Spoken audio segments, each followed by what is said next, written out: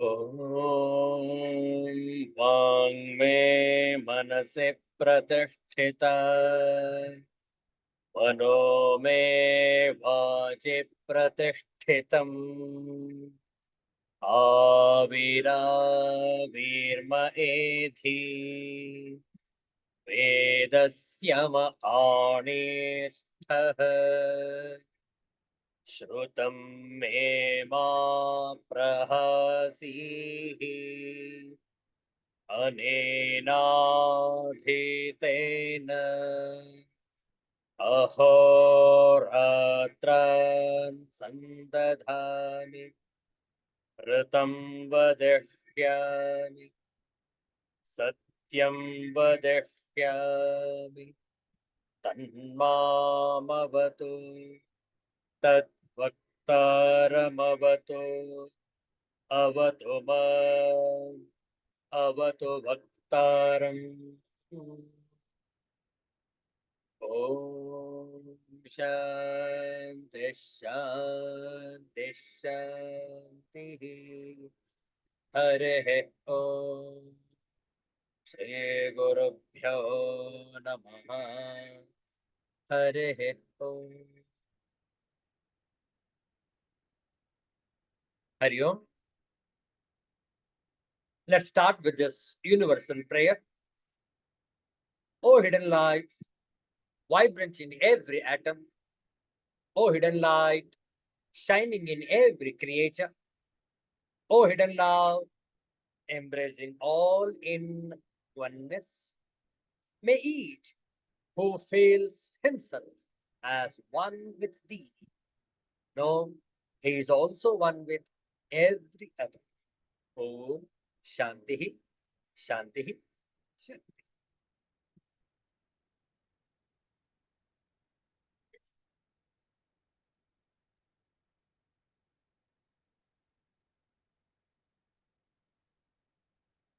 ಅತ್ಯಂತ ಆಹ್ಲಾದಕರವಾದಂತಹ ಪ್ರಫುಲ್ಲಯುಕ್ತವಾದಂತಹ ಮುಸ್ಸಂಜೆ, ಜ್ಯೇಷ್ಠ ಮಾಸದ ಶುದ್ಧ ಅಷ್ಟಮಿ ತಿಥಿ, ಭೃಗುವಾಸರ ಶುಕ್ರವಾರ, ಜೂನ್ ತಿಂಗಳ 14ನೇ ತಾರೀಕು 2024ನೇ ಇಸ್ವಿ. ಈ ಶುಭ ಶುಕ್ರವಾರದಂದು ವಿವೇಕ ಚೂಡಾಮಣಿಯ ಅಧ್ಯಯನಕ್ಕಾಗಿ ಸನ್ನದ್ಧರಾಗಿದ್ದೇವೆ. ಪ್ರಾರಂಭದಲ್ಲಿ ಶ್ರೀ ದತ್ತಾತ್ರೇಯ ಸ್ತೋತ್ರವನ್ನು ಪಾರಾಯಣ ಮಾಡ್ತೇವೆ. ಆನಂತರ ಒಂದು ದತ್ತ ಭಜನೆಯನ್ನು ಹೇಳಿಕೊಡ್ತೇವೆ, ತಾವು ಪುನರಾವರ್ತಿಸಬಹುದು. ಆನಂತರ ವಿವೇಕ ಚೂಡಾಮಣಿಯ ಕೆಲವು ಶ್ಲೋಕಗಳ ಪಾರಾಯಣ, ನಂತರ ಅಧ್ಯಯನ ಮುಂದುವರಿಕೆ. ಒಂದು ದತ್ತಾತ್ರೇಯ ಸ್ತೋತ್ರವನ್ನು ಪಾರಾಯಣ ಮಾಡ್ತೇವೆ, ಶ್ರದ್ಧೆಯಿಂದ ಆಲಿಸುವಂತವರಾಗಿ.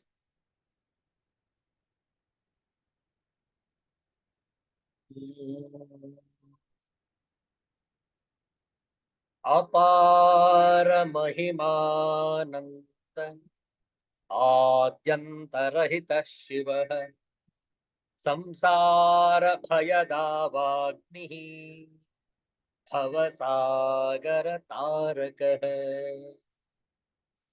ದತ್ತಾತ್ರೇಯ ತವ ಶರಣಂ ದತ್ತನಾಥ ತವ ಶರಣಂ ತ್ರಿಗುಣಾತ್ಮಕ ತ್ರಿಗುಣಾತೀತ ತ್ರಿಭುವನ ಪಾಲಕ ತವ ಶರಣಂ ಶಾಶ್ವತ ಮೂರ್ತೆ ತವ ಶರಣಂ ಶ್ಯಾಮ ಸುಂದರ ತವ ಶರಣಂ ಶೇಷಾಭರಣ ಶೇಷಭೂಷಣ ಶೇಷಶಾಯೀ ತವ ಶರಣಂ ಷಡ್ಭುಜ ಮೂರ್ತೆ ತವ ಶರಣಂ ಷಡ್ಭುಜ ಯತಿವರ ತವ ಶರಣಂ ದಂಡಕಮಂಡಲು ಗದಾ ಪದ್ಮ ಶಂಖ ಚಕ್ರಧರ ತವ ಶರಣಂ ಕರುಣಾನಿಧೆ ತವ ಶರಣಂ ಕರುಣಾಸಾಗರ ತವ ಶರಣಂ ಕೃಷ್ಣಾ ಸಂಗಮ ತರುವರವಾಸ ಭಕ್ತವತ್ಸಲ ತವ ಶರಣಂ ಶ್ರೀ ಗುರುನಾಥ ತವ ಶರಣಂ ಸದ್ಗುರುನಾಥ ತವ ಶರಣಂ ಶ್ರೀಪಾದ ಶ್ರೀ ವಲ್ಲಭ ಗುರುವರ ನೃಸಿಂಹ ಸರಸ್ವತಿ ತವ ಶರಣಂ ಕೃಪಾಮೂರ್ತೆ ತವ ಶರಣಂ कृपा सागर तव शरणं कृपा कटाक्ष कृपावलोकन कृपानिधे तव शरणं कालान्तक तव शरणं कालनाशन तव शरणं पूर्णानंद पूर्ण परेश पुराण पुरुष तव शरणं जगदीश्वर तव शरणं जगन्नाथ तव शरणं जगत्पालक जगदधीश जगदुद्धार तव शरणं अखिलांतर तव शरणं अखिलैश्वर्य तव शरणं भक्त जन प्रिय भव भय नाशन प्रसन्न वदन तव शरणं तपो मूर्ते तव शरणं तेजो राशे तव शरणं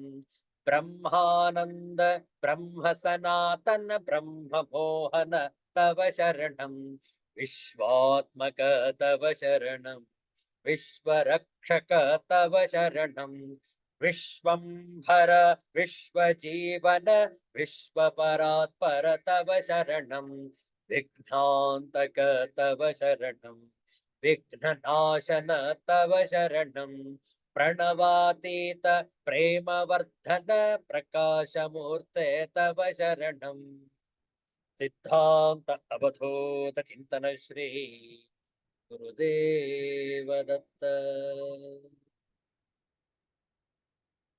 ಒಂದು ದತ್ತಾತ್ರೇಯರ ಭಜನೆ ಹೇಳಿಕೊಡ್ತೇವೆ, ಪುನರಾವರ್ತನೆ ಮಾಡಿ. ಪ್ರಾರಂಭದಲ್ಲಿ 2 ಶ್ಲೋಕಗಳು, ಅದನ್ನು ಕೂಡ ಹೇಳಿಕೊಡ್ತೇವೆ, ತಾವು ಪುನರಾವರ್ತಿಸಬಹುದು. ಆದೌ ಬ್ರಹ್ಮ ಮಧ್ಯೆ ವಿಷ್ಣು ಅಂತೆ ದೇವ ಸದಾ ಶಿವ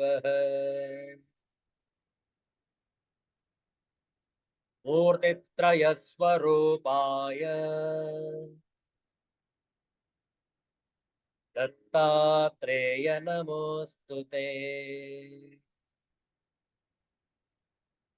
ಕರ್ಪೂರ ಕಾಂತಿ ದೇಹಾಯ ಬ್ರಹ್ಮಮೂರ್ತಿಧರಾಯ ಚ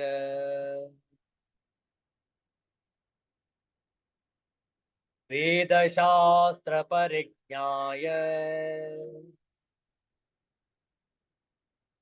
ದತ್ತಾತ್ರೇಯ ನಮೋಸ್ತುತೆ. ದತ್ತದೇವ ನಮೋಸ್ತುತೆ. ಒಂದು ದತ್ತಾತ್ರೇಯರ ಭಜನೆ ಅತ್ಯಂತ ಸುಪ್ರಸಿದ್ಧವಾದಂತಹ ಒಂದು ಗೀತೆ. ಇದನ್ನು ನಮ್ಮ ಕನ್ನಡ ನಾಡಿನ ಚಲನಚಿತ್ರದಲ್ಲೂ ಕೂಡ ಅಳವಡಿಸಲಾಗಿದೆ. ಸತಿ ಅನಸೂಯ ಅನ್ನುವಂತಹ ಕನ್ನಡ ಚಲನಚಿತ್ರದಲ್ಲಿ ಈ ಭಜನೆ ಇದೆ. ಕೊನೆಯ ಒಂದು ಭಾಗದಲ್ಲಿ ಈ ಭಜನೆ ಆ ಚಲನಚಿತ್ರದಲ್ಲಿ ಅಡಕವಾಗಿದೆ. ಅದು ಕಪ್ಪು ಬಿಳುಪು cinema, black and white movie. ಯಾರಿಗಾದ್ರೂ ಸಮಯ ಇದ್ದಾಗ ಯೂಟ್ಯೂಬ್ ಅಲ್ಲಿ ಸತಿ ಅನಸೂಯ ಈ ಒಂದು ಕನ್ನಡ ಚಲನಚಿತ್ರ, ದತ್ತಾತ್ರೇಯರ ಕುರಿತಾದಂತಹ ಒಂದು ಚಿತ್ರ, ಅದನ್ನು ತಾವು ವೀಕ್ಷಿಸಬಹುದು. ಹೇಳಿಕೊಡ್ತೇವೆ, ಪುನರಾವರ್ತನೆ ಮಾಡಿ.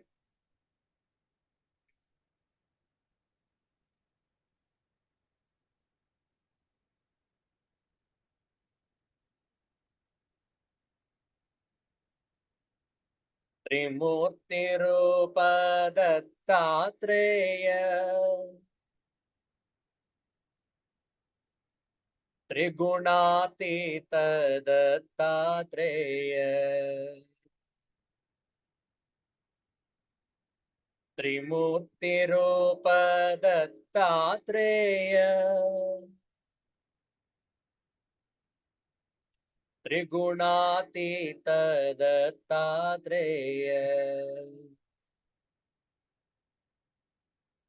ಅನಸೂಯತನಯ ದತ್ತಾತ್ರೇಯ ಆಶ್ರಿತ ರಕ್ಷಕ ದತ್ತಾತ್ರೇಯ ತ್ರಿಮೂರ್ತಿ ರೂಪ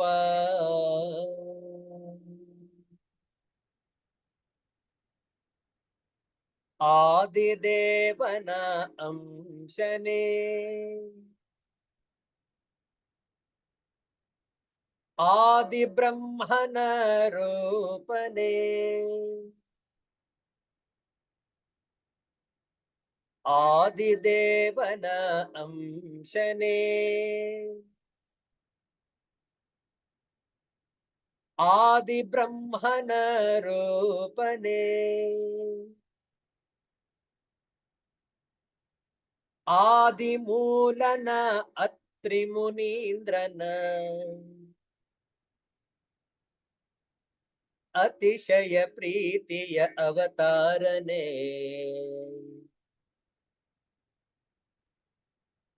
ತ್ರಿಮೂರ್ತಿ ರೂಪ ದತ್ತಾತ್ರೇಯ ತ್ರಿಗುಣಾತೀತ ದತ್ತಾತ್ರೇಯ ಅನಸೂಯ ತನಯ ದತ್ತಾತ್ರೇಯ ಆಶ್ರಿತ ರಕ್ಷಕ ದತ್ತಾತ್ರೇಯ ತ್ರಿಮೂರ್ತಿ ರೂಪ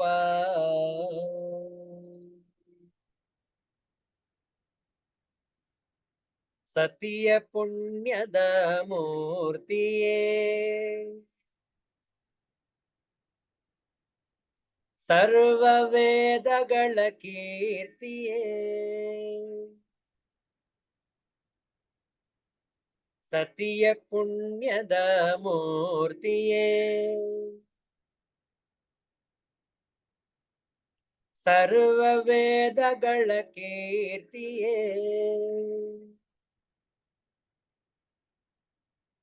ದಿಗಂಬರನಾಥ ಔದುಂಬರವಾಸ ಜ್ಞಾನದಾತ ಗುರುದೇವನೇ ತ್ರಿಮೂರ್ತಿ ರೂಪ ದತ್ತಾತ್ರೇಯ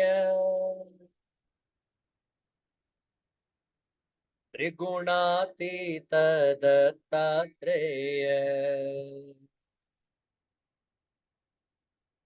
ಅನಸೂಯ ತನಯ ದತ್ತಾತ್ರೇಯ ಆಶ್ರಿತ ರಕ್ಷಕ ದತ್ತಾತ್ರೇಯ ತ್ರಿಮೂರ್ತಿ ರೂಪ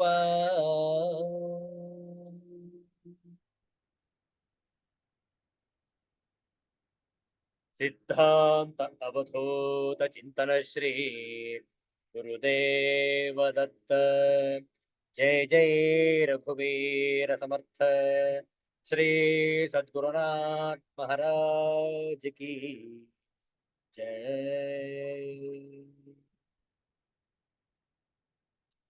ವಿವೇಕ ಚೂಡಾಮಣಿಯ ಕೆಲವು ಶ್ಲೋಕಗಳನ್ನು ಪಾರಾಯಣ ಮಾಡುವ. ಪ್ರತಿಯೊಂದು ಶ್ಲೋಕವನ್ನು ಹೇಳಿಕೊಡ್ತೇವೆ, ತಾವು ಪುನರಾವರ್ತಿಸಬಹುದು. 130ನೆಯ ಶ್ಲೋಕದಿಂದ ಪಾರಾಯಣ ಆರಂಭ. ಪ್ರಾರಂಭದಲ್ಲಿ ಮಂಗಳಾಚರಣ ಶ್ಲೋಕ ಹೇಳಿಕೊಡ್ತೇವೆ, ಪುನರಾವರ್ತಿಸಬಹುದು. ತಮ್ಮಲ್ಲೂ ಕೂಡ ಈ ಗ್ರಂಥವಿದ್ದರೆ ಅದನ್ನು ತೆರೆದಿಟ್ಟುಕೊಳ್ಳಿ. 130ನೆಯ ಶ್ಲೋಕ. ಯಾರತ್ರ ಈ ಪ್ರಕರಣ ಗ್ರಂಥ ಇಲ್ಲ ಅವರು ಪರದೆಯ ಮೇಲೆ ಹಂಚಿಕೊಂಡಿದ್ದೇವೆ ಪುಸ್ತಕವನ್ನು, ತಾವು ವೀಕ್ಷಿಸಿಕೊಂಡು ಶ್ಲೋಕವನ್ನು ಪುನರಾವರ್ತಿಸಬಹುದು. ಸರ್ವ ವೇದಾಂತ ಸಿದ್ಧಾಂತ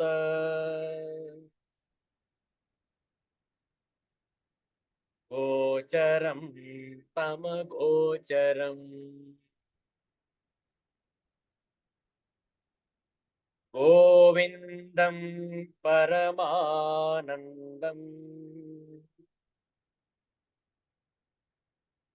ಸದ್ಗುರುಂ ಪ್ರಣತೋಸ್ಮ್ಯಹಂ ಶ್ರೀಗುರುಂ ಪ್ರಣತೋಸ್ಮ್ಯಹಂ.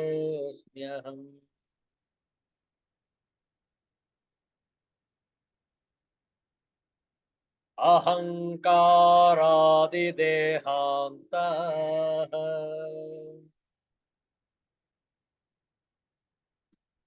विषयाश्च सुखादयः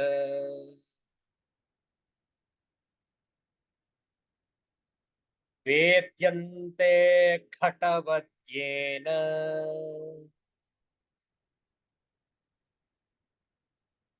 नित्यबोधस्वरूपिणा।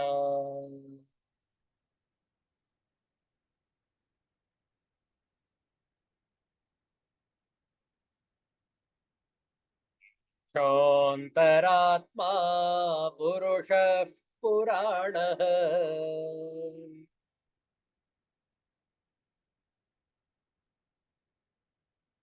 निरन्तराखण्डसुखानुभूतिः।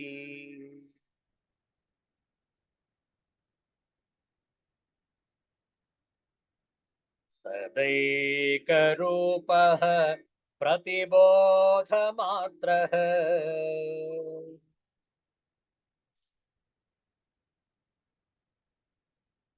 येनेषितावागसवश्चरन्ति।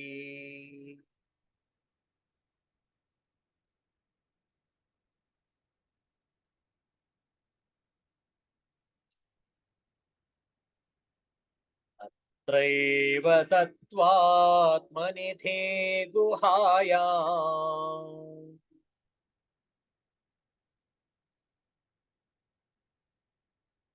अव्याकृताकाश उषत् प्रकाशः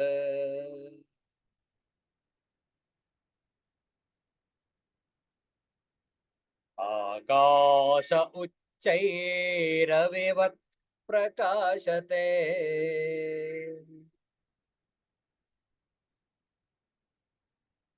स्वतेजसा विश्वमिदं प्रकाशयन्।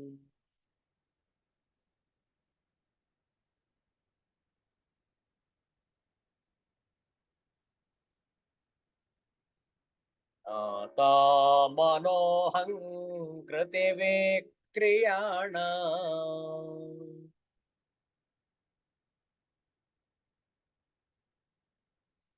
देहेन्द्रियप्राणकृतक्रियाणाम्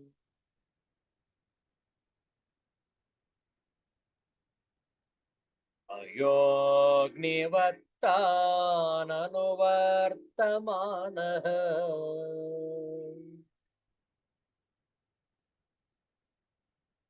न चेष्टते नो विकरोति किञ्चन।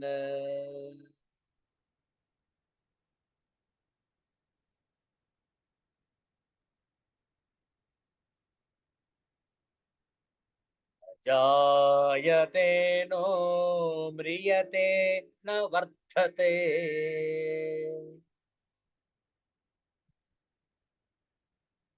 न क्षीयते नो विकरोति नित्यः।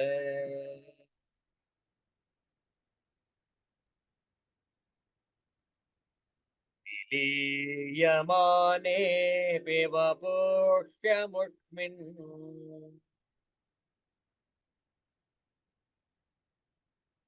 न लीयते कुम्भ इवाम्बरः स्वयम्।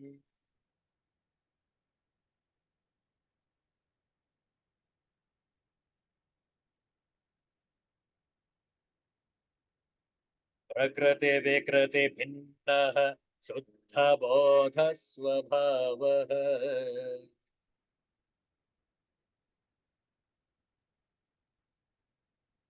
सदसदिदमशेषम् भासयन्निर्विशेषः।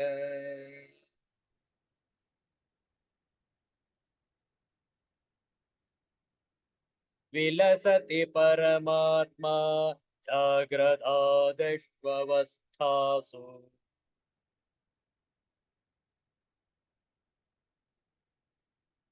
अहमहमिति साक्षात् साक्षिरूपेण बुद्धेः।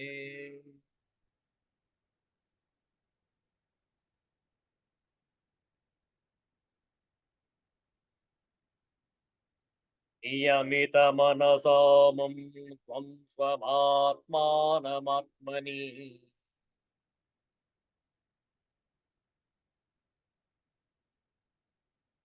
आयामहमिति साक्षात् विद्धि बुद्धिप्रसादात्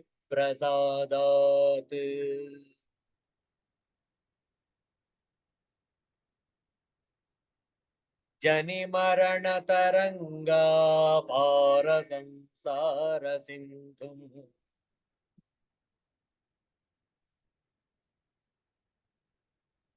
प्रतरभवकृतार्थो ब्रह्मरूपेण संस्थः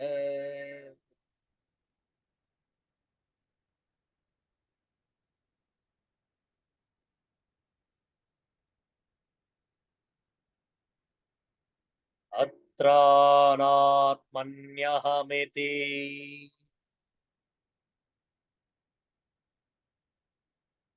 मतिर्बन्धः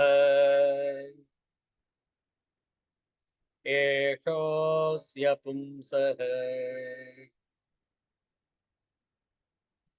प्राप्तो ज्ञानाज्जननमरण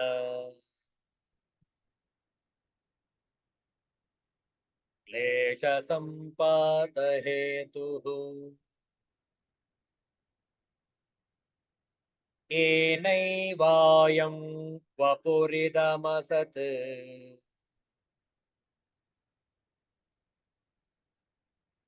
सत्यमित्यात्मबुद्ध्या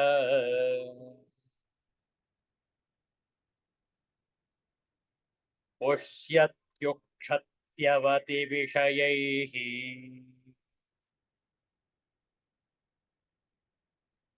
तन्तुभिः कोशकृत्वत्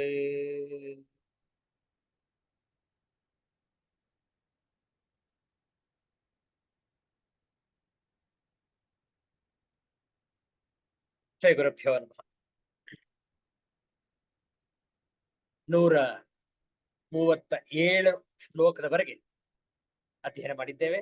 138ನೇದು ಇಂದು ಆರಂಭ ಮಾಡಬೇಕು. ಆ ಶ್ಲೋಕವನ್ನು 2 ಬಾರಿ ಹೇಳೋಣ. ಒಮ್ಮೆ ಕನ್ನಡ ಲಿಪಿಯಲ್ಲಿ, ಮತ್ತೊಮ್ಮೆ ಸಂಸ್ಕೃತದ ಲಿಪಿಯಲ್ಲೂ ಇದೆ. 2 ಬಾರಿ ಪಾರಾಯಣ ಮಾಡೋಣ. ಅತಸ್ಮಿನ್ ತದ್ಬುದ್ಧಿಃ ಪ್ರಭವತಿ ವಿಮೂಢಸ್ಯ ತಮಸಾ ವಿವೇಕಾಭಾವಾತ್ ವೈ ಸ್ಫುರತಿ ಭುಜಗೆ ರಜ್ಜುಧಿಷಣಾಂ ತತೋ ನರ್ಥವ್ರಾತಃ ನಿಪತತಿ ಸಮಾದಾತುರಧಿಕಃ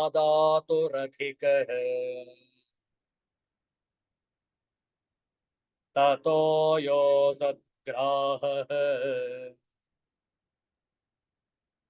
ಸ ಹಿ ಭವತಿ ಬಂಧಃ ಶೃಣು ಸಖೇ.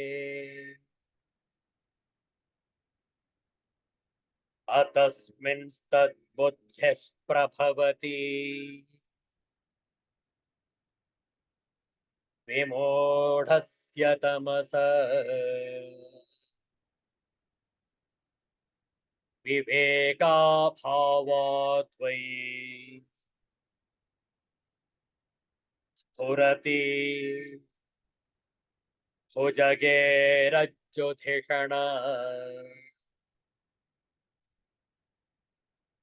ತತೋ ನರ್ಥವ್ರಾತಃ ನಿಪತತಿ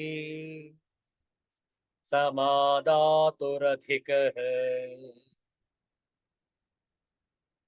ತತೋ ಯೋಸದ್ಗ್ರಾಹಃ ಸ ಹಿ ಭವತಿ ಬಂಧಃ ಶೃಣು ಸಖೇ.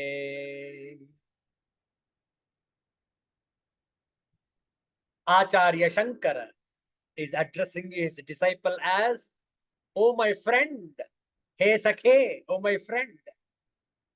See, where is Acharya Shankara? to what level he comes down and speaks to his disciple.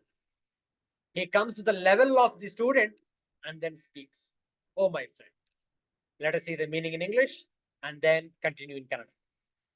One who is overpowered by ignorance mistakes a thing for what it is not. It is the absence of discrimination that causes one to mistake a snake for a rope, and great dangers overtake him when he seizes it through that wrong notion. Hence, listen, my friend, it is the mistaking of transitory things as real that constitutes bondage. So beautiful. Discrimination. What is discrimination? To discriminate between what is real, namely the self, and what is not real, namely the phenomenal world. What is real is the Atma Vastu, Nitya Vastu, the self. And what is not real is Anatma Vastu, Anitya Vastu, the phenomenal world. ಪದಚ್ಛೇದ ನೋಡೋಣ, ಹಾಗೆ ಅನ್ವಯಾರ್ಥವನ್ನು ಕೂಡ ನೋಡಿ ಈ ಶ್ಲೋಕದ ಸಾರಾಂಶವನ್ನು ಗಮನಿಸೋಣ. ಆ ನಂತರ ದೃಷ್ಟಾಂತಗಳ ಮೂಲಕ ವಿಚಾರವನ್ನು ಮುಂದುವರಿಸೋಣ. ಅತಸ್ಮಿನ್ ತತ್ ಬುದ್ಧಿ ಪ್ರಭವತಿ ವಿಮೂಢಸ್ಯ ತಮಸಾ ವಿವೇಕ ಅಭಾವಾತ್ ವೈ ಸ್ಫುರತಿ ಭುಜಗೆ ರಜ್ಜುಧಿಷಣ. ಇಲ್ಲಿ ಸ್ವಲ್ಪ ವ್ಯತ್ಯಾಸ ಇದೆ ನೋಡಿ. ವೇದಾಂತದಲ್ಲಿ ಸಾಮಾನ್ಯವಾಗಿ ಹಗ್ಗದ ಮೇಲೆ ಹಾವಿನ ಅಧ್ಯಾಸವನ್ನ ಹೇಳುವಂಥದ್ದು ರೂಢಿ. ಆದ್ರೆ ಇಲ್ಲಿ ಸ್ವಲ್ಪ ವ್ಯತ್ಯಾಸ ಇದೆ. ಹಾವಿನ ಮೇಲೆ ಹಗ್ಗ ಕಂಡ ಹಾಗೆ ಕಾಣ್ತಾ ಇದೆ. ಅದು ಹಾವದು, ಆದ್ರೆ ಅವನಿಗೆ ಹಗ್ಗವೋ ಏನೋ ಅನಿಸ್ಬಿಟ್ಟಿದೆ. ಇಲ್ಲಿ ಸ್ವಲ್ಪ ವ್ಯತ್ಯಾಸ ಆಗಿದೆ. ವೇದಾಂತದಲ್ಲಿ ಹಗ್ಗದ ಮೇಲೆ ಹಾವಿನ ಅಧ್ಯಾಸ, ಆದ್ರೆ ಇಲ್ಲಿ ವಿವೇಕ ಚೂಡಾಮಣಿಯ ಈ 138ನೆಯ ಶ್ಲೋಕದಲ್ಲಿ ಹಾವೇ ಇರೋದಲ್ಲಿ ನನಗೆ ಹಗ್ಗವಾಗಿ ಕಾಣ್ತಾ ಇದೆ. ನನ್ನ ಒಂದು ತಪ್ಪು ಕಲ್ಪನೆ, ನನ್ನ ಭ್ರಮೆ. ಭುಜಗೆ ರಜ್ಜುಧಿಷಣ ತತಃ ಅನರ್ಥವ್ರಾತಃ ನಿಪತತಿ ಸಮಾದಾತುಃ ಅಧಿಕಃ ತತಃ ಯಃ ಅಸದ್ಗ್ರಾಹಃ ಸಹಿ ಭವತಿ ಬಂಧಃ. ಯಾವಾಗ ನಾವು ಸರಿಯಾಗಿ ತಿಳಿದುಕೊಳ್ಳುವುದಿಲ್ಲ ಅದೇ ನಮ್ಮ ಬಂಧನ. ಶೃಣು ಸಖೇ, ಶೃಣು ಕೇಳಪ್ಪ, ಸಖೇ ಮಿತ್ರನೇ, ಗೆಳೆಯನೇ, ಸ್ನೇಹಿತನೇ ಕೇಳು. ಅನ್ವಯಾರ್ಥ ನೋಡೋಣ. ತಮಸಾ ತಮಸ್ಸಿನಿಂದ ವಿಮೂಢಸ್ಯ ವಿಶೇಷವಾಗಿ ಮೂಢನಾದವನಿಗೆ, ಅತಸ್ಮಿನ್ ಅದು ಅಲ್ಲದ್ದರಲ್ಲಿ, ಯಾವುದಿಲ್ಲವೋ ಅದರಲ್ಲಿ ಅಂತ, ತದ್ಬುದ್ಧಿ ಅದು ಎಂಬ ಬುದ್ಧಿಯು ಪ್ರಭವತಿ ಯಾವುದಿಲ್ಲವೋ ಅದಿದೆ ಎನ್ನುವಂತಹ ಭ್ರಮೆ ಪ್ರಭವತಿ ಉಂಟಾಗುತ್ತದೆ. ವಿವೇಕ ಅಭಾವಾತ್ ವೈ. ಯಾಕೆ ಹೀಗಾಗತ್ತೆ ಅಂದ್ರೆ ವಿವೇಕವು ಇಲ್ಲದಿರುವುದರಿಂದಲೇ.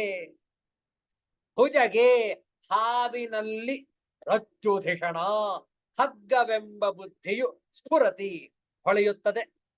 ತತಃ ಅದರಿಂದ ಸಮಾದಾತುಹು ತೆಗೆದುಕೊಳ್ಳುವವನಿಗೆ ಅಧಿಕ ಹೆಚ್ಚಾದ ಅನರ್ಥವ್ರಾತಃ ಅನರ್ಥ ಪರಂಪರೆಯು ನಿಪತತಿ ಬಂದೊದಗುತ್ತದೆ.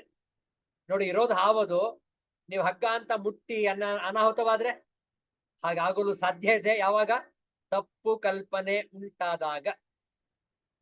ತತಃ ಆದುದರಿಂದ ಸಖೇ ಸ್ನೇಹಿತನೇ, ಶೃಣು ಕೇಳು, ಯಹ ಅಸದ್ಗ್ರಾಹ ಯಾವುದು ಅಸತ್ಗ್ರಹಣವೋ ಸಹ ಹಿ ಅದೇ ಬಂಧ ಭವತಿ ಬಂಧವಾಗುತ್ತದೆ, ಬಂಧನಕಾರಿ ಆಗುತ್ತದೆ.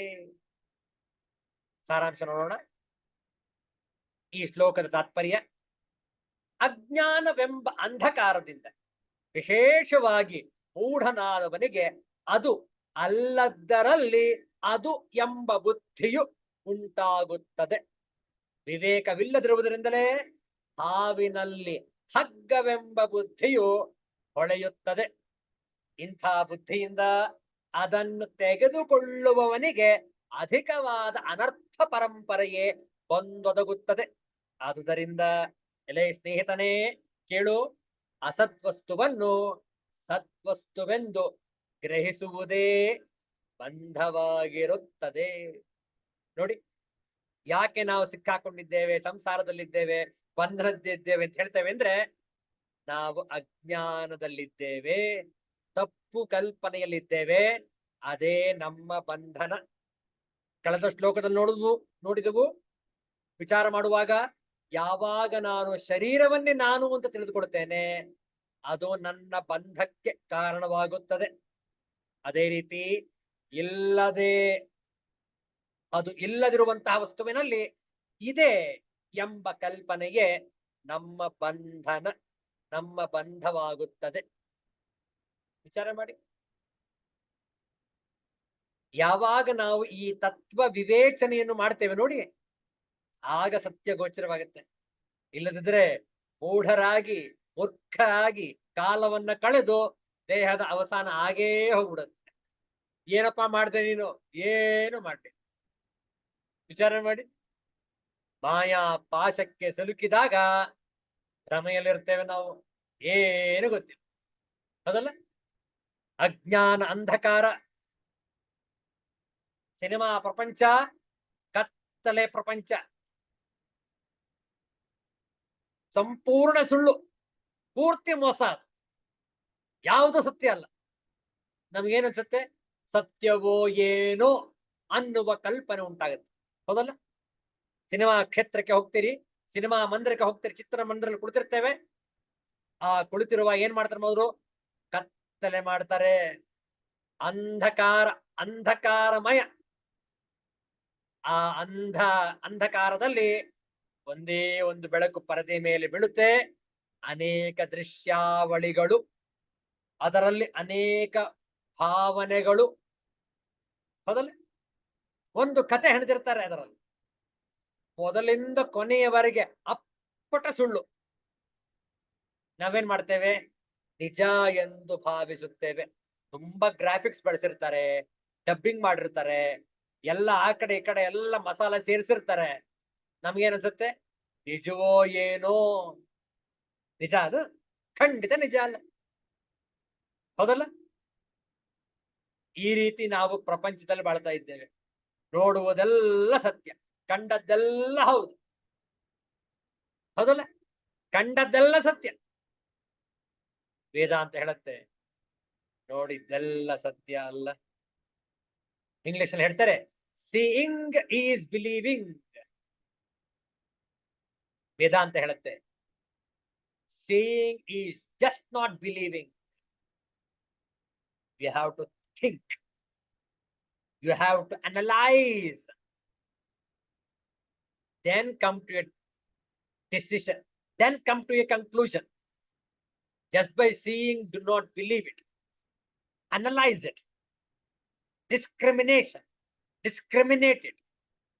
What is the truth behind this vision? ಉದಾಹರಣೆಗೆ, ಸೂರ್ಯ ಉದಯಿಸುವುದನ್ನು ನೋಡ್ತೇವೆ ನಾವು. ಹೌದಲ್ಲ? ಬೆಳಗಿನ ಆ ಸಂಧ್ಯಾ ಕಾಲದಲ್ಲಿ ಸೂರ್ಯೋದಯವಾಗುತ್ತದೆ. ಅರುಣೋದಯ ಉಷಃ ಕಾಲದಲ್ಲಿ, ಆ ನಂತರ ಸೂರ್ಯೋದಯ. ಆ ಅರುಣೋದಯಕ್ಕೆ ನೀವು ಸಿದ್ಧರಾಗಿರಿ ಸೂರ್ಯ ನಮಸ್ಕಾರಕ್ಕಾಗಿ. ಸೂರ್ಯೋದಯವಾಗುತ್ತಿದೆ. ನೀವೇನ್ ಹೇಳ್ತೀರಿ? ಸೂರ್ಯ ಮೇಲಕ್ಕೆ ಬರ್ತಾ ಇದೆ. ಹೌದಲ್ಲ? ಸೂರ್ಯ ಆರೋಹಣದ, the sun is ascending, is raising. ಹೌದಲ್ಲ? But my friend, the sun never rises, the sun never sets. ಸೂರ್ಯ ಉದಯ ಆಗುವುದಿಲ್ಲ, ಸೂರ್ಯ ಅಸ್ತಮ ಆಗುವುದಿಲ್ಲ. ಇದನ್ನು ಏನಾದ್ರೂ ಹೇಳಿದ್ರೆ ಹೇಳಿದವರಿಗೆ ತಲೆ ಸರಿ ಇಲ್ಲ ಅಂತಾರೆ. ಯಾಕೆ? ಕಣ್ಣು ಕಾಣಿಸ್ತಾ ಇದೆ, ಅದು. ನೋಡಿ, ಎಲ್ಲರೂ ನೋಡ್ತಾನೆ ಇದ್ದಾರೆ. ನೋಡಿ, ಮೇಲೆ ಬರ್ತಾ ಇಲ್ಲ ಸೂರ್ಯ. ಕಂಡದ್ದನ್ನು ಕೂಡ ನೀವು ಸತ್ಯ ಅಲ್ಲ ಅಂತಿರಲ್ಲ. ಇಲ್ಲ, ಕಣ್ ಉದಯಿಸುತ್ತಿರುವ ಹಾಗೆ ಕಾಣುತ್ತೆ ಅಷ್ಟೇ, ಸತ್ಯ ಅಲ್ಲ. ಸತ್ಯ ಏನು? ಭೂಮಿ ಸೂರ್ಯನ ಕಡೆಗೆ ವಾಲುತ್ತಿದೆ, ತಿರುಗುತ್ತಿದೆ. ಹೌದಲ್ಲ? ಇದು ಸತ್ಯ. ಯಾವಾಗ ಗೊತ್ತಾಯ್ತು? ವಿಮರ್ಶೆ ಮಾಡಿದಾಗ ಗೊತ್ತಾಯ್ತು. ಯಾಕೆ? ಅದು ಕಣ್ಣಿಗೆ ಕಾಣುವುದಿಲ್ಲ. ಕಣ್ಣಿಗೆ ಕಂಡದ್ದು ಸೂರ್ಯ ಉದಯ, ಕಣ್ಣಿಗೆ ಕಾಣದೇ ಇದ್ದದ್ದು ಭೂಮಿಯ ತಿರುಗುವಿಕೆ. ವಿಚಾರ ಮಾಡಿ. ಅದರಿಂದ seeing is just not believing. You have to analyse then come to a conclusion. ಹೌದಲ್ಲ? ಅಸದ್ವಸ್ತುವನ್ನು ಸದ್ವಸ್ತುವೆಂದು ಗ್ರಹಿಸುವುದೇ ಬಂಧವಾಗಿರುತ್ತದೆ. ನೋಡಿ, ಇಲ್ಲಿ ಅರ್ಥವನ್ನು ಕೊಟ್ಟಿದ್ದಾರೆ. ಅಲ್ಲದರಲ್ಲಿ ಅದು ಎಂಬ ಬುದ್ಧಿಯು ಉಂಟಾಗುತ್ತದೆ ಅಂದ್ರೆ ಅರ್ಥ ಏನು? ಅನಾತ್ಮ ವಸ್ತುವಿನಲ್ಲಿ ಆತ್ಮತ್ವ ಬುದ್ಧಿಯು. ಉದಾಹರಣೆಗೆ, ನಮ್ಮ ಶರೀರ, ಈ ನಮ್ಮ ದೇಹ, ಈ ನಮ್ಮ ಕಾಯ, ಈ ನಮ್ಮ ಶರೀರ, ಇದು ಅನಾತ್ಮ ವಸ್ತು. ಹೌದಲ್ಲ? ಅನಾತ್ಮ ವಸ್ತು. ಇದು ಒಂದೇ ತರ ಇಲ್ಲಿ ಇರೋದಿಲ್ಲ. ಶರೀರ ಇದು ವ್ಯತ್ಯಾಸ ಆಗ್ತಾನೇ ಇರುತ್ತೆ. ಯಾವಾಗಿಂದ? ಜನ್ಮದಾರಭ್ಯದಿಂದ ಹಿಡಿದು ಇಂದಿನವರೆಗೆ ವ್ಯತ್ಯಾಸ ಆಗ್ತಾನೆ ಇದೆ. ಮುಂದೆಯೂ ಕೂಡ ವ್ಯತ್ಯಾಸ ಆಗತ್ತೆ. ಕೊನೆಗೆ ಒಂದು ದಿವಸ ಶರೀರವೇ ನಿಂತು ಹೋಗುತ್ತೆ. ಹೌದಲ್ಲ? ಶರೀರ ಜೀವಂತವಾಗಿರುವುದೇ ನಿಂತು ಹೋಗುತ್ತೆ. ಯಾಕೆ ಹೀಗಾಗತ್ತೆ? ಯಾಕೆಂದ್ರೆ ಇದು ಅನಾತ್ಮ ವಸ್ತು. ಅನಾತ್ಮ ವಸ್ತು ವಿಕಾರಕ್ಕೆ ಒಳಪಡುವುದು. ಹೌದಲ್ಲ? ಷಡ್ ವಿಕಾರವತ್, 6 ವಿಕಾರಗಳಿದೆ ಶರೀರಕ್ಕೆ, ಅನಾತ್ಮ ವಸ್ತುವಿಗೆ.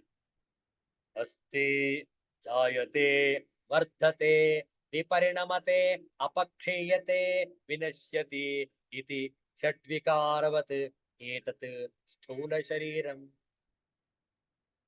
ಸ್ಥೂಲ ಶರೀರಕ್ಕೆ 6 ವಿಕಾರಗಳು. ಆತ್ಮವಸ್ತುವಿಗೆ ಯಾವ ವಿಕಾರವೂ ಇರುವುದಿಲ್ಲ, ಹಾಗೆ ಇರುತ್ತೆ. ಪ್ರಾರಂಭದಿಂದ ಹೇಗಿತ್ತೋ ಕೊನೆಯವರೆಗೂ ಹಾಗೇ ಇರುತ್ತೆ. ಯಾವುದೇ ರೀತಿಯಾದಂತಹ ವಿಕಾರವಿಲ್ಲ, ವ್ಯತ್ಯಾಸವಿಲ್ಲ. ವಿಚಾರ ಮಾಡಿ. ಉದಾಹರಣೆಗೆ, ಪಂಚಮಹಾಭೂತಗಳನ್ನು ನೋಡಿ. ಆಕಾಶ, ವಾಯು, ಪೃಥ್ವಿ, ಜಲ, ಅನಲ. ಏನಾದ್ರೂ ವ್ಯತ್ಯಾಸ ಆಗಿದೆಯೇನಂತ? ಅನೇಕ ಕೋಟಿ ಕೋಟಿ ವರ್ಷಗಳ ಹಿಂದೆ ಎದ್ದಂತಹ ಬೆಂಕಿಯ ಗುಣ, ಅಗ್ನಿಯ ಗುಣ ಇವತ್ತಿಗೂ ಅದೇ ಗುಣ, ಏನು ವ್ಯತ್ಯಾಸ. ಜಲ, ನೀರು ಅದೇ ರೀತಿ, ಏನ್ ವ್ಯತ್ಯಾಸ. ಆಕಾಶ, ಪೃಥ್ವಿ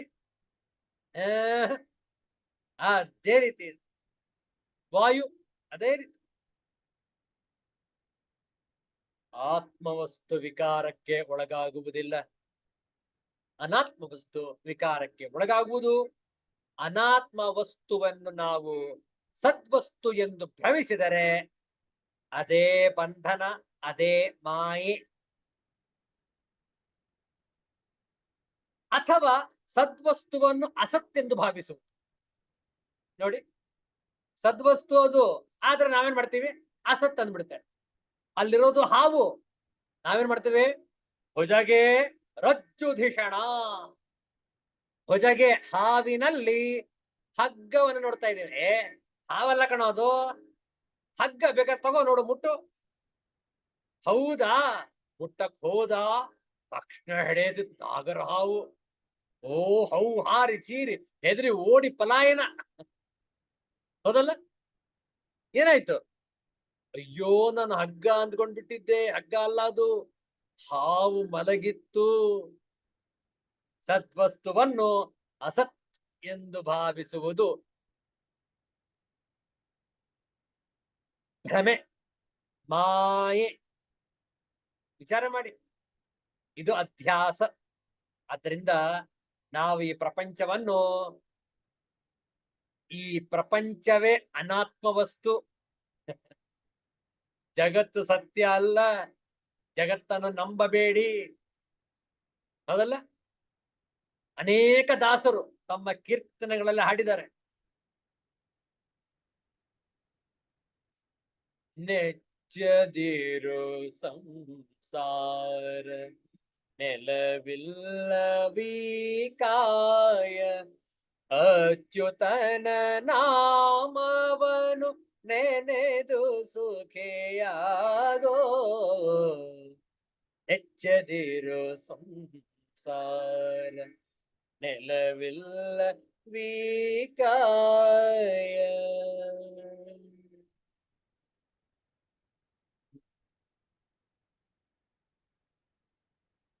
ಈಶ ನಿನ್ನ ಚರಣ ಭಜನೆ ಆಶೆಯಿಂದ ಮಾಡುವೆನು, ದೋಷರಾಶಿ ನಾಶ ಮಾಡೋ ಶ್ರೀಶ ಕೇಶವ. ಈಶ ನಿನ್ನ ಚರಣ ಭಜನೆ ಆಶೆಯಿಂದ ಮಾಡುವೆನು, ಹುಟ್ಟಿಸಲೇ ಬೇಡ ಇನ್ನು ಹುಟ್ಟಿಸಿದಕ್ಕೆ ಪಾಲಿಸಿ, ಇಷ್ಟು ಮಾತ್ರ ಬೇಡಿಕೊಂಬೆ ಶ್ರೀಕೃಷ್ಣನೇ. ಅದಲ್ಲ,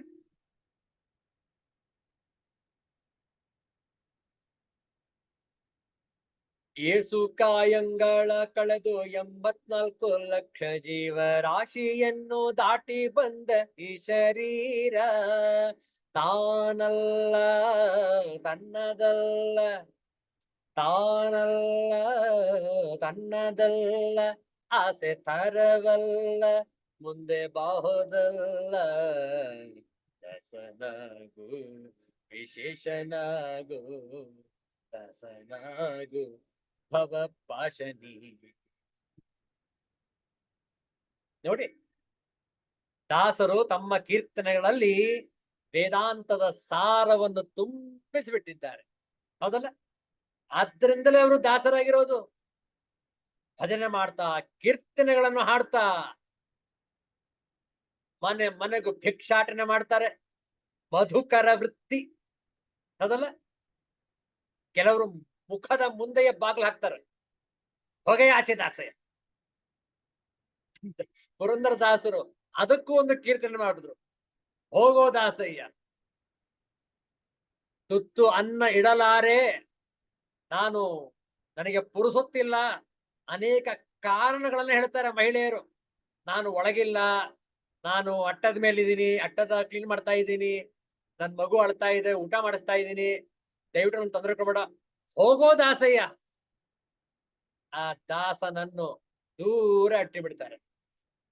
ಅವ್ರಿಗೆ ಗೊತ್ತೇ ಇಲ್ಲ, ಬಂದ ಭಗವಂತ ದೂರ ತಳ್ಬಿಟ್ರು ಅವರು. ವಿಚಾರ ಮಾಡಿ.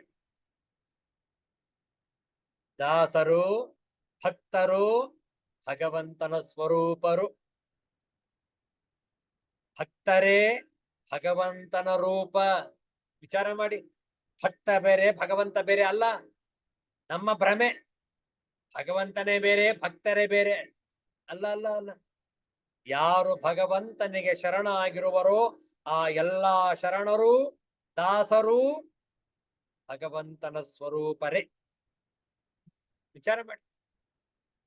ಆದ್ರಿಂದ ಅನಾತ್ಮ ವಸ್ತುವಿನಲ್ಲಿ ಆತ್ಮತ್ವ ಬುದ್ಧಿಯನ್ನು ಇಟ್ಕೊಳ್ಳೋದು ಅಥವಾ ಸತ್ವಸ್ತುವನ್ನು ಅಸತ್ ಎಂದು ಭಾವಿಸುವುದೇ ನಮ್ಮ ಭ್ರಮೆ. ಇದೇ ನಮ್ಮೆಲ್ಲರ ಬದುಕಿನಲ್ಲಿ ಬಂಧಕ್ಕೆ ಕಾರಣ. ಇದರಿಂದ ತಪ್ಪಿಸಿಕೊಳ್ಳುವುದೇ ಬಿಡುಗಡೆ, ಮೋಕ್ಷ. ವಿಚಾರ ಮಾಡಿ. ಈ ಅಧ್ಯಾಸವನ್ನು ನಾವು ಹೋಗ್ಲಾಡಿಸ್ಕೊಳ್ಬೇಕು. ಮುಂದಿನ ಶ್ಲೋಕ ನೋಡೋಣ. ಇನ್ನೂ ಕೂಡ ಯಾವ ರೀತಿ ಭ್ರಮೆಗೆ ಒಳಪಟ್ಟಿದ್ದೇವೆ ಅನ್ನುವುದನ್ನು ತಿಳಿಸ್ಕೊಡ್ತಾ ಇದ್ದಾರೆ. ಈ ಅಧ್ಯಾಸ ಆರೋಪದಲ್ಲಿ ಬಹಳ ಚೆನ್ನಾಗಿದೆ. ಇಲ್ಲೂ ಕೂಡ ಒಂದು ಉದಾಹರಣೆಯನ್ನು ಕೊಡ್ತಾರೆ ಆಚಾರ್ಯ ಶಂಕರ್. ನೋಡೋಣ. ಈ 139ನೇ ಶ್ಲೋಕವನ್ನು ಪುನರಾವರ್ತನೆ ಮಾಡಿ. ಅಖಂಡ ನಿತ್ಯಾದ್ವಯ ಬೋಧ ಶಕ್ತ್ಯ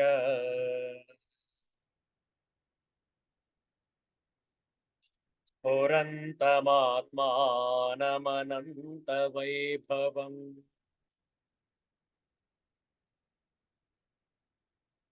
ಸಮಾವೃಣೋತ್ಯಾವೃತಿ ಶಕ್ತಿರೇಷ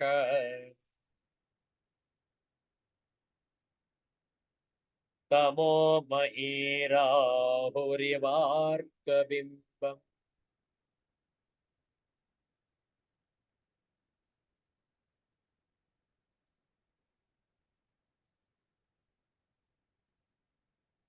ಅಖಂಡ ನಿತ್ಯಾದ್ವಯ ಬೋಧ ಶಕ್ತ್ಯ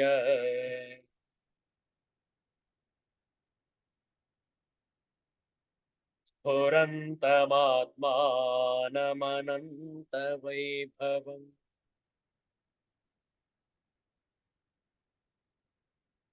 ಸಮಾವೃಣೋತ್ಯಾವೃತಿ ಶಕ್ತಿರೇಷ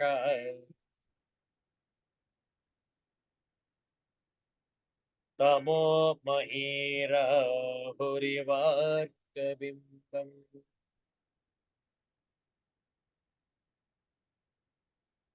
ಇಲ್ಲಿ ರಾಹು ಈ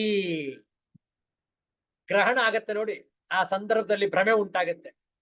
ಆ ಉದಾಹರಣೆಯನ್ನು ಇಲ್ಲಿ ಆಚಾರ್ಯ ಶಂಕರರು ತಿಳಿಸ್ಕೊಡ್ತಾ ಇದ್ದಾರೆ. ನೋಡೋಣ.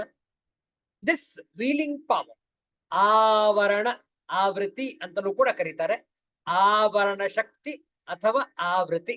This wheeling power which preponderates in ignorance covers the self whose glories are infinite and which manifests itself through the power of knowledge, indivisible, eternal, and one without a second, as Rahu does the orb of the sun. As Rahu, the reference is to the solar eclipse, Surya Grahana. In Indian mythology, the sun is supposed to be periodically overpowered by a demon named Rahu. Akhanda, Nitya, Advaya, Bodha, Shaktya, Spurantam, Atmanam, Ananta Vaibhavam, Samavrunoti, Avriti, Shakti, Esha, ತಮೋಮಯಿ ರಾಹು ಇವ ಅರ್ಕಬಿಂಬಂ. ಬಹಳ ಚೆನ್ನಾಗಿದೆ. ರಾಹು ಅನ್ವಯ ಅರ್ಥ ನೋಡಿ. ರಾಹುವು ಅರ್ಕಬಿಂಬಂ, ಸೂರ್ಯಮಂಡಲವನ್ನು ಆವರಿಸುವಂತೆ ಅಖಂಡ ನಿತ್ಯ ಅದ್ವಯ ಬೋಧ ಶಕ್ತಿಯ, ಅಖಂಡವೂ ನಿತ್ಯವೂ ಅದ್ವಯವೂ ಆದ ಜ್ಞಾನ ಶಕ್ತಿಯಿಂದ ಸ್ಫುರಂತಂ ಹೊಳೆಯುತ್ತಿರುವ ಅನಂತ ವೈಭವಂ, ಅನಂತ ವೈಭವದಿಂದ ಕೂಡಿರುವ ಆತ್ಮಾನಂ ಆತ್ಮನನ್ನು ತಮೋಮಯಿ ತಮೋಮಯವಾಗಿರುವ ಏಷ ಆವೃತಿ ಶಕ್ತಿ, ಈ ಆವರಣ ಶಕ್ತಿಯು ಸಮಾವೃಣೋತಿ ಆವರಿಸುತ್ತದೆ. ನೋಡಿ, ಬಂಧಕ್ಕೆ ಏನು ಕಾರಣ? ನಮ್ಮೆಲ್ಲರ ಅಜ್ಞಾನ, ನಮ್ಮ ಭ್ರಮೆ. ಈ ಮಾಯಾಪಾಶಕ್ಕೆ ಯಾಕೆ ಸಿಲುಕಿರ್ತಾರೆ? ಯಾಕೆಂದ್ರೆ ಅವರು ತಮೋಗುಣಿಗಳು, ತಮಸ್ಸಿನಿಂದ ಆವರಿಸಲ್ಪಟ್ಟಿರುವರು, ಆವರಣ ಶಕ್ತಿಯಿಂದ ಆಚ್ಛಾದಿತರಾಗಿರುವರು. ಆದ್ದರಿಂದಲೇ ಅವರಿಗೆ ಈ ಜಗತ್ತೆಲ್ಲವೂ ಕೂಡ ಭಗವಂತನ ಸ್ವರೂಪ ಎಂದು ಕಾಣುವುದಿಲ್ಲ. ಹೌದಲ್ಲ? ಬಹಳ ಚೆನ್ನಾಗಿದೆ ನೋಡಿ ಸಾರಾಂಶ. ಅಖಂಡವೂ ನಿತ್ಯವೂ ಅದ್ವಯವೂ ಆದ ಜ್ಞಾನ ಶಕ್ತಿಯಿಂದ ಹೊಳೆಯುತ್ತಿರುವ ಮತ್ತು ಅನಂತ ವೈಭವದಿಂದ ಕೂಡಿರುವ ಆತ್ಮನನ್ನು ರಾಹುವು ಸೂರ್ಯಮಂಡಲವನ್ನು ಆವರಿಸುವಂತೆ ತಮೋಮಯವಾದ ಈ ಆವರಣ ಶಕ್ತಿಯು ಆವರಿಸುತ್ತದೆ. ಹೌದಲ್ಲ? ಈ ಸೂರ್ಯಗ್ರಹಣ ಚಂದ್ರಗ್ರಹಣ ಆಗತ್ತೆ ನೋಡಿ, ರಾಹು ಕೇತು ಸೂರ್ಯನ ತಿಂದು ಬಿಡ್ತಾರೆ, ಚಂದ್ರನ ನುಂಗ್ಬಿಡ್ತಾರೆ. ಹಾಗಾಗತ್ತೇನು? ಖಂಡಿತ ಇಲ್ಲ. ಏನ್ ಹೇಳ್ತಾ ಇದ್ದಾರೆ ಅವರು? ಯಾವಾಗ ಚಂದ್ರ ಮಧ್ಯದಲ್ಲಿ ಬಂದು ಆ ಕಡೆ ಸೂರ್ಯ ಈ ಕಡೆ ಭೂಮಿ ಇದ್ದಾಗ ಗ್ರಹಣ, ಸೂರ್ಯಗ್ರಹಣ. ಹೌದಲ್ಲ? ಅದೇ ಆ ಕಡೆ ಚಂದ್ರ ಈ ಕಡೆ ಭೂಮಿ ಯಾವಾಗ ಮಧ್ಯದಲ್ಲಿ ಭೂಮಿ, ಆ ಕಡೆ ಚಂದ್ರ ಈ ಕಡೆ ಸೂರ್ಯ ಆದಾಗ ಚಂದ್ರಗ್ರಹಣ. ಹೌದಲ್ಲ? ವಿಚಾರ ಮಾಡಿ. ಏನು ಆ ಛಾಯೆ ಬೀಳುತ್ತೆ ಅಷ್ಟೇ ಭೂಮಿಯ ಮೇಲೆ, ಆ ನೆರಳು. ನಮಗೇನನ್ಸುತ್ತೆ? ಅದು ಅಪಶಕುನ, ಅದು ಏನೋ ನಮ್ಮಲ್ಲಿ ಕೆಟ್ಟ ಪರಿಣಾಮ ಬೀರುತ್ತೆ. ಏನಿಲ್ಲ. ಭಗವಂತನನ್ನು ಧ್ಯಾನ ಮಾಡ್ತಾ ಇರಿ ನಿತ್ಯ. ಯಾವ ವಾಸ್ತು ದೋಷವಾಗಲಿ, ಯಾವುದೇ ನಕ್ಷತ್ರ ದೋಷವಾಗಲಿ, ಯಾವುದೇ ನಿಮ್ಮ ಜನ್ಮ ದೋಷವಾಗಲಿ ಯಾವುದು ತಾಕುವುದಿಲ್ಲ. ಯಾಕೆಂದ್ರೆ ಆ ಭಗವಂತನ ಒಂದು ಧ್ಯಾನದಲ್ಲಿ ಅಪಾರವಾದ ಶಕ್ತಿ ಇದೆ. ನಮಗೆ ಅದು ಗೊತ್ತಿಲ್ಲದೆ ಯಾವ್ಯಾವುದಕ್ಕೂ ಹೆದರ್ಕೊಂಡು ಏನೇನೋ ಮಾಡ್ತಾ ಹೋಗ್ತೀವಿ ನಾವು. ಹೌದಲ್ಲ? ಅದಕ್ಕೆ ನೋಡಿ, ಯಾರು ವೇದಾಂತವನ್ನು ಅಭ್ಯಾಸ ಮಾಡ್ತಾರೆ ಅವರು ನಿರ್ಭಯರಾಗಿರ್ತಾರೆ. ಗತಿಸಿ ಹೋದದ್ದಕ್ಕೆ ಅಳುವುದಿಲ್ಲ. ಮುಂದೆ ಆಗುವುದು ಯಾವುದೋ ಅದರ ಬಗ್ಗೆ ಆತಂಕ ಇಲ್ಲ. ವರ್ತಮಾನ ಏನಿದೆ ಅದರಲ್ಲಿ ತೃಪ್ತರಾಗಿ ಎಷ್ಟು ಆಹಾರ ಬೇಕೋ ಸೇವನೆ ಮಾಡಿಕೊಂಡು ತಮ್ಮ ನಿತ್ಯ ದೈನಂದಿನ ಕೈಂಕರ್ಯದಲ್ಲಿ ಪಾಲ್ಗೊಂಡು ಜೀವನದ ಯಾಪನೆ ಮಾಡುವುದೇ ವಿವೇಕಿಗಳ ಲಕ್ಷಣ. ಯಾವುದಕ್ಕೆ ಹೆದರೋದಿಲ್ಲ. No anxieties whatsoever. No brooding over the past. Always in the present and always contented. ಸದಾ ತೃಪ್ತಿ. ವಿಚಾರ ಮಾಡಿ.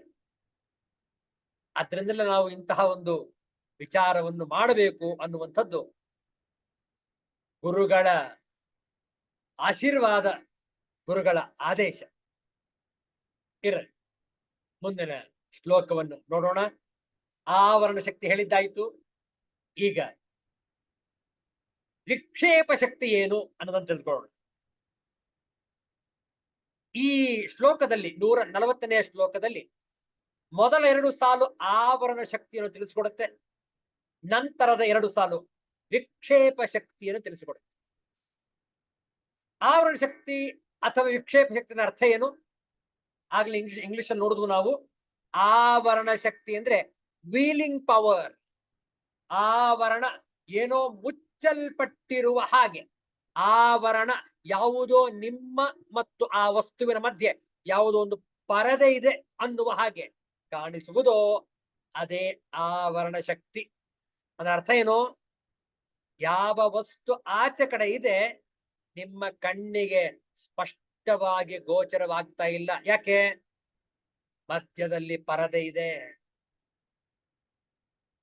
ನೋಡಿ, ನಮ್ಮಲ್ಲಿ ಅನೇಕ ವಿಧವಾದಂತಹ ಗಾಜುಗಳಿವೆ. ಗಾಜು, ಗ್ಲಾಸ್. ಹೌದಲ್ಲ? ಯಾವ್ಯಾವ ತರ ಇದೆ? ಎರಡನ್ನು ಮಾತ್ರ ಹೆಸರು ಹೇಳ್ತೀನಿ ನಾನು. ಒಂದು ಟ್ರಾನ್ಸ್ಪರೆಂಟ್, ಮತ್ತೊಂದು ಗ್ಲಾಸ್ ಟ್ರಾನ್ಸ್ಲೂಸೆಂಟ್. ಹೌದಲ್ಲ? ಎರಡು ಬೇರೆ ಬೇರೆ, ಎರಡು ಗಾಜೆ, ಆದ್ರೆ ಅದರ ಕಾರ್ಯ ವೈಖರಿ ಬೇರೆ ಬೇರೆ. ಟ್ರಾನ್ಸ್ಪರೆಂಟ್ ಗ್ಲಾಸ್ ಏನ್ ಮಾಡತ್ತೆ? ನೀವೇನಾದ್ರೂ ಒಂದು ವಸ್ತು ಆಚೆ ಕಡೆ ಇಡಿ, ನಿಮ್ಮ ಎದುರುಗಡೆ ಇಟ್ಕೊಳ್ಳಿ, ನಿಮ್ಮ ಕಣ್ಣಿನಿಂದ ನೋಡ್ತಾ ಇದ್ದೀರಿ ಆ ವಸ್ತುವನ್ನು. ಉದಾಹರಣೆಗೆ ಒಂದು ಮೊಬೈಲ್. ನಿಮ್ಮ ಮೊಬೈಲ್ ಅನ್ನು ಮೇಜಿನ ಮೇಲೆ ಇಟ್ಟಿದ್ದೀರಿ. ಗ್ಲಾಸ್ ಇದೆ, ಒಂದು ಟ್ರಾನ್ಸ್ಪರೆಂಟ್ ಗ್ಲಾಸ್. ಅದನ್ನು ಮಧ್ಯದಲ್ಲಿ ತರ್ತೀರಿ. ನಿಮ್ಮ ಮೊಬೈಲ್ ಸ್ಪಷ್ಟವಾಗಿ ಕಾಣಿಸುತ್ತೆ, ಏನು ವ್ಯತ್ಯಾಸವೇ ಇಲ್ಲ. ಅದು ಟ್ರಾನ್ಸ್ಪರೆಂಟ್ ಗ್ಲಾಸ್. ಆದ್ರೆ ವೀಲಿಂಗ್ ಪವರ್ ಏನು ಅಂದ್ರೆ, ಆವರಣ ಶಕ್ತಿ ಹೇಗೆ ಅಂದ್ರೆ, ಟ್ರಾನ್ಸ್ಲೂಸೆಂಟ್ ಗ್ಲಾಸ್ ಇದ್ದ ಹಾಗೆ. ಟ್ರಾನ್ಸ್ಲೂಸೆಂಟ್ ಗ್ಲಾಸ್ ಅಂತಂದ್ರೆ ಆ ಗಾಜನ್ನು ಮಧ್ಯದಲ್ಲಿ ತನ್ನಿ, ಅಲ್ಲಿ ಮೊಬೈಲ್ ಇದೆ ಅಂತ ಗೊತ್ತಿದೆ, ಖಂಡಿತ ಕಾಣಿಸುತ್ತೆ.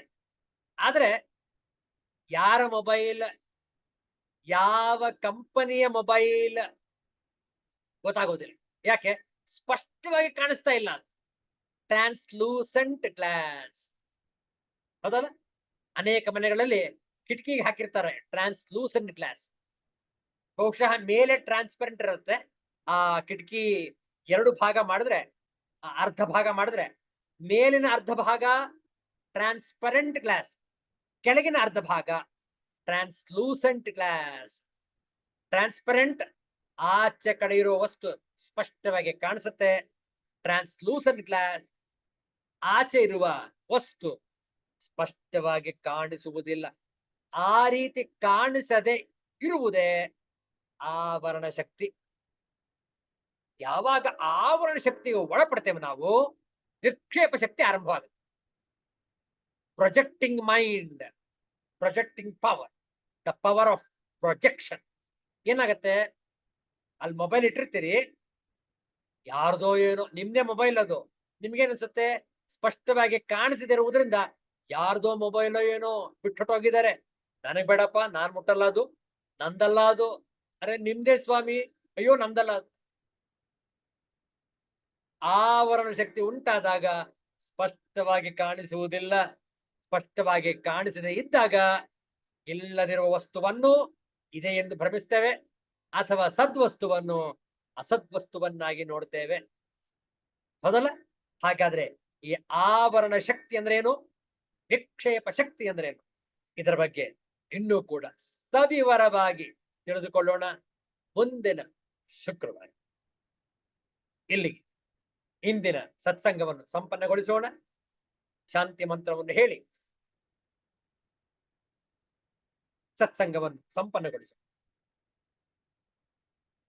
ಓಂ ಸರ್ವೇ ಭವಂತು ಸುಖಿನಃ, ಸರ್ವೇ ಸಂತು ನಿರಾಮಯಾಃ, ಸರ್ವೇ ಭದ್ರಾಣಿ ಪಶ್ಯಂತು, ಮಾ ಕಶ್ಚಿತ್ ದುಃಖಭಾಗ್ ಭವೇತ್. असतो मा सद्गमय, तमसो मा ज्योतिर्गमय, मृत्योर्मा अमृतंगमय. ओम शांति शांति शांतिः. सर्वेषां स्वस्ति भवतु, सर्वेषां शान्तिर्भवतु, सर्वेषां पूर्णं भवतु, सर्वेषां मङ्गलं भवतु, सर्वे भवन्तु सुखिनः, सर्वे सन्तु निरामयाः, सर्वे भद्राणि पश्यन्तु, कश्चित् दुःखभाग् भवेत्. ॐ पूर्णमदः पूर्णमिदं पूर्णात् पूर्णमुदच्यते, पूर्णस्य पूर्णमादाय पूर्णमेवावशिष्यते. ॐ शान्ति शान्ति शान्तिः. हरिः ॐ. श्री गुरुभ्यो नमः. हरिः ॐ. ನಾಳೆ ದಿವಸ ಶನಿವಾರ, ಜೂನ್ ತಿಂಗಳ 15ನೇ ತಾರೀಕು 2024ನೇ ಇಸವಿ. ನಾಳೆ ಜ್ಯೇಷ್ಠ ಶುದ್ಧ ನವಮಿಯ ದಿನ, ಭಾನುವಾರ ದಶಮಿ, ಸೋಮವಾರ ಬರಲಿದೆ ಅತ್ಯಂತ ಉತ್ಕೃಷ್ಟವಾದಂತಹ ತಿಥಿ ಏಕಾದಶಿ. ಪ್ರತಿಯೊಬ್ಬರು ಏಕಾದಶಿ ವ್ರತವನ್ನು ಆಚರಣೆ ಮಾಡಿ, ವಿಷ್ಣು ಸಹಸ್ರನಾಮದ ಪಾರಾಯಣವನ್ನು ಮಾಡಿ, ಆ ದಿನ ಆಹಾರವನ್ನು ವರ್ಜಿಸಿರಿ. ಆರೋಗ್ಯಕ್ಕಾಗಿ ಉಪವಾಸ ಭಾರತೀಯರೆಲ್ಲರೂ ಕೂಡ ತಿಂಗಳಿಗೆ 2 ಬಾರಿ ಏಕಾದಶಿ ವ್ರತವನ್ನು ಆಚರಣೆ ಮಾಡುವಂತಾಗಲಿ. ಸೋಮವಾರ ಜೂನ್ ತಿಂಗಳ 17ನೇ ತಾರೀಕು ಏಕಾದಶಿ ವ್ರತ, ನಾಳೆ ದಿವಸ ನವಮಿ ತಿಥಿ, ನಾಳೆ ಸಂಜೆ 7 ಗಂಟೆಗೆ ಸರಿಯಾಗಿ ಭೇಟಿಯಾಗೋಣ. ಎಲ್ಲರಿಗೂ ಒಳಿತಾಗಲಿ, ಎಲ್ಲರಿಗೂ ಶುಭವಾಗಲಿ. ಜೈ ಶ್ರೀ ಗುರುದೇವ ದತ್ತ.